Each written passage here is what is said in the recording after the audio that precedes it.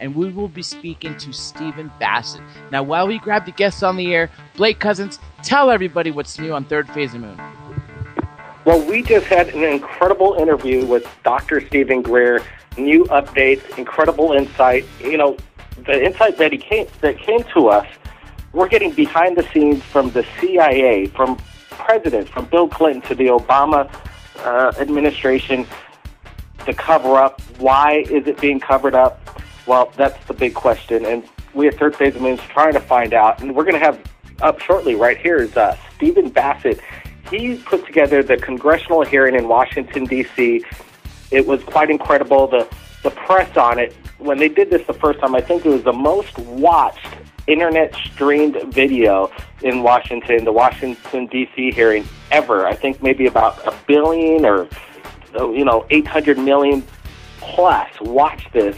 So he was had an incredible way of getting the word out to the masses, and that's what we're trying to do at Third Phase of Moon. If anybody's captured anything amazing, the best way to contact us is Third Phase of Moon via Skype or Facebook, and we may showcase your incredible piece of evidence. We're looking for good UFO shots, phenomenon, scientific research, new technology. We just did a recent special called Liquid Robotics right here at Third Phase of Moon, where we went out into the middle of the Pacific Ocean. I dived about a mile deep of water, predators everywhere. There's tiger sharks around.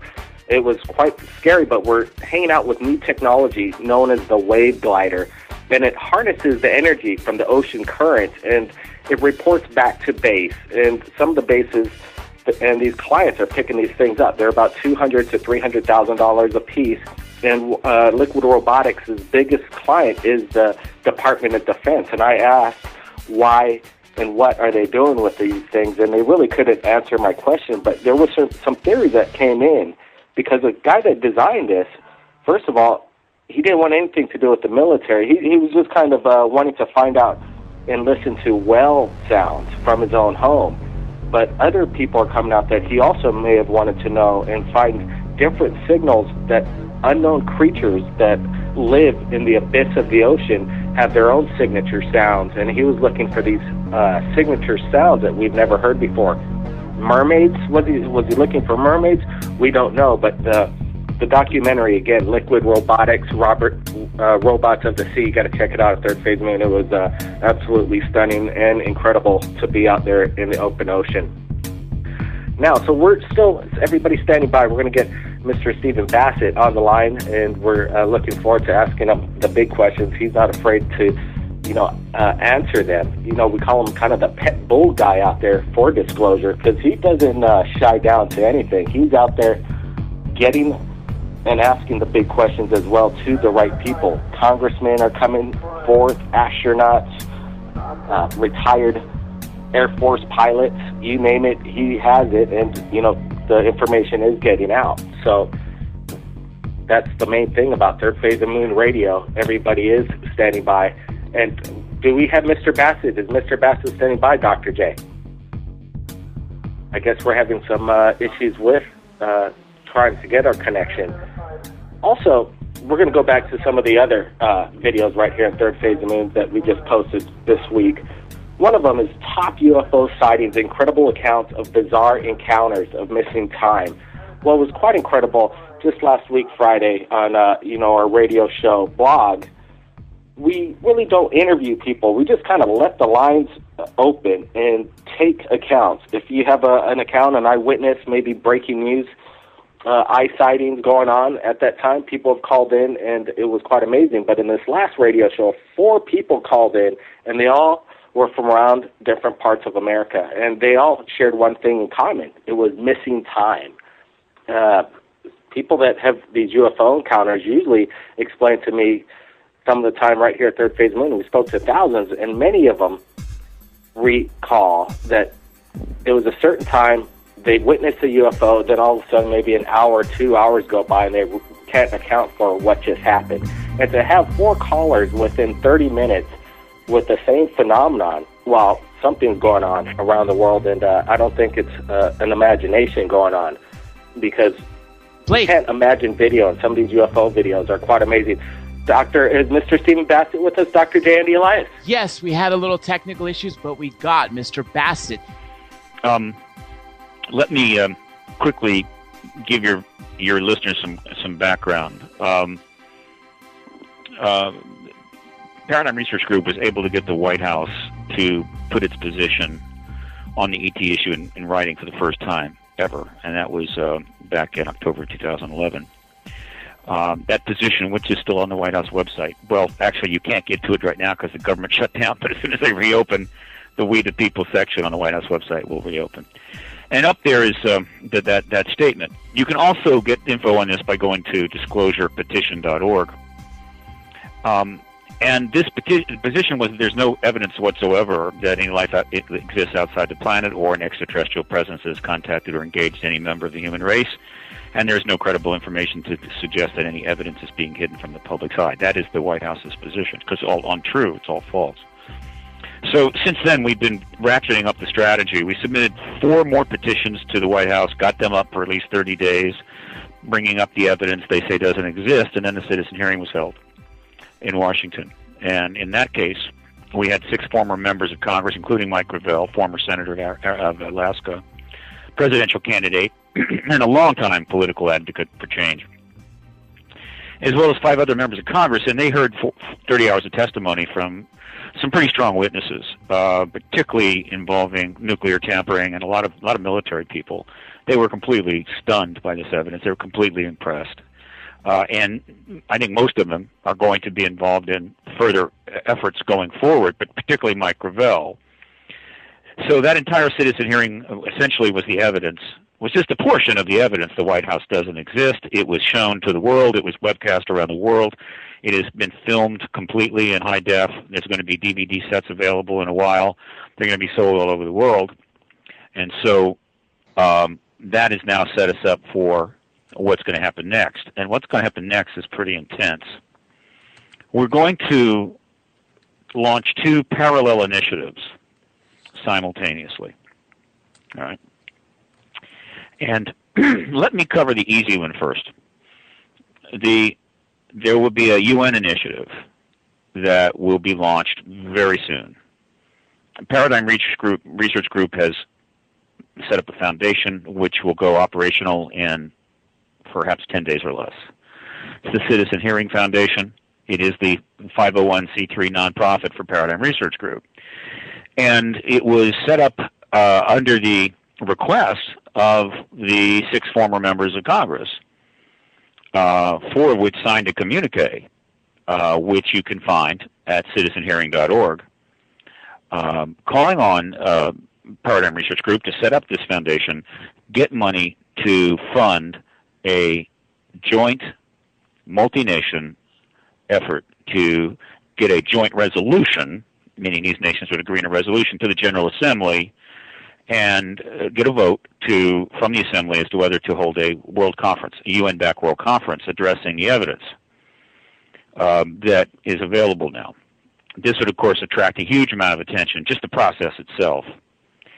And so that's the UN initiative. That's going to be managed from the website citizenhearingfoundation.org, which is not up yet, but it will be up soon. Yes, certainly. Well, we always, what we consider, again, we nickname you the pit bull, going after the answers. We just had Stephen Greer on in the first hour, and his approach to getting to disclosure is, okay, the government's not going to work. They're already made up their minds, so now it's up to the people. But your endeavor, you're trying to get the United Nations, together as one to start discussing the subject matter.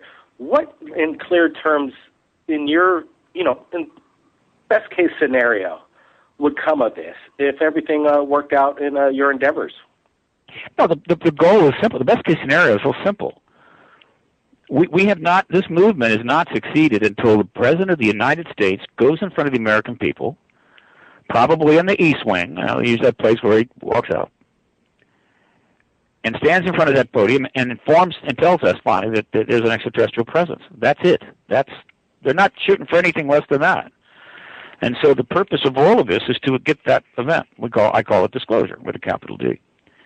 Now he'll either be doing it first, or he'll be doing it after. He'll have to go out there on East Wing and do it after the Russians have announced it or the Chinese have announced it. But one way or another, he's going to do that, and that's the purpose of this. The strategies that PRG is using are designed to not only approach government but also approach the people. The reason is that these kind of strategies will generate media coverage, and that media coverage gets to the people, and then they see what's happening, and it generates interest and generates energy. Plus the political media pay attention because you're doing these initiatives. If you don't do these kinds of things, there's nothing for the political media to cover. So our hope is we're going to generate a lot of media coverage of the UN initiative as well as the congressional initiative. And we're going to be sending out tons of press releases on this. I mean, boom, boom, boom, boom, boom, worldwide. So, as I pointed out, the citizen hearing on disclosure is the new factor that may make these congressional hearings possible. They just never. There's been everything like it. So here is because what you have here is you have former members of Congress taking the testimony, and other members of Congress that are currently sitting can watch that. They can actually see it happening. They can see what these hearings would look like if they held them. And they'll realize this is serious business. All right? Because it is the most important issue in the world today, without question. It just isn't seen as such yet. So here is a picture of the congressional campaign, how it's going to go.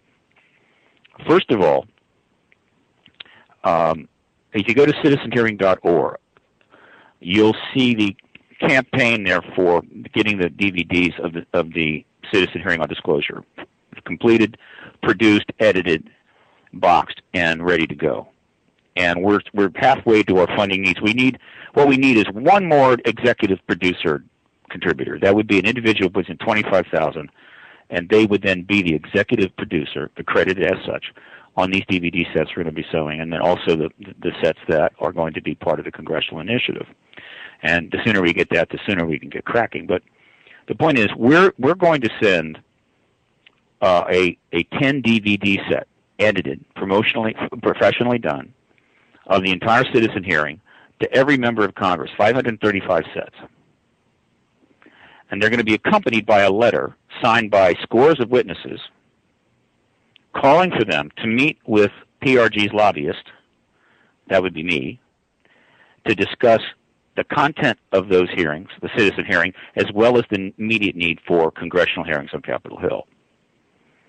And that will all go out of one shot. And what that means is we're seeding the Hill with 5,300 DVDs into an arena with over 1,000 staffers, and every single one of those staffers in those offices has a laptop computer with a DVD player in it. So any one of them can pop some of those DVDs in and watch them. We're hoping to create a kind of viral interaction on the Hill where you've got staffers calling each other and saying, wait a minute, did you see this? Did you see that? So that's going to happen, right? One shot. Now, shortly after that, I am going to set up office in Washington as close to Hill as I can get, and I'm going to start making formal approaches to congressional offices to meet with them. Now, in between those two times, we're going to put out a national campaign. And again, I'll be coming on your show to do this, I'm sure. And that campaign is simple. It's saying, look, if you're an American citizen, please contact and we'll provide, how they can contact them and all that. What are the dangers of other countries disclosing before we do, if we are the world power? Well, I call it a danger. It's just how disclosure goes down. It's going to have geopolitical impact on nations. And every nation is going to be affected to some degree by disclosure, without question. And would that the United States back the U.S. into a corner to force them? Is what I'm kind of saying? No, it's not like backing into a corner. Look, the U.S. is holding fast. Other nations are clearly taking steps that show that they're moving in that direction. But the best as I can tell, these other nations, while they're releasing files and cooperating with UFO research groups, or what I would call extraterrestrial phenomena research — I do not like the acronym UFO. I try not to use it. While they're doing that, the U.S. is taking a hard and fast line. And as you know, the White House stated back in October of 2011, there's nothing to this at all. which is good because it's such a strong statement. It's so easy to show it's false. But for whatever reason, these other nations are not prepared to preempt the U.S.'s prerogatives. Now, understand, there are very complex relationships that exist between the United States and all of the major nations of the world.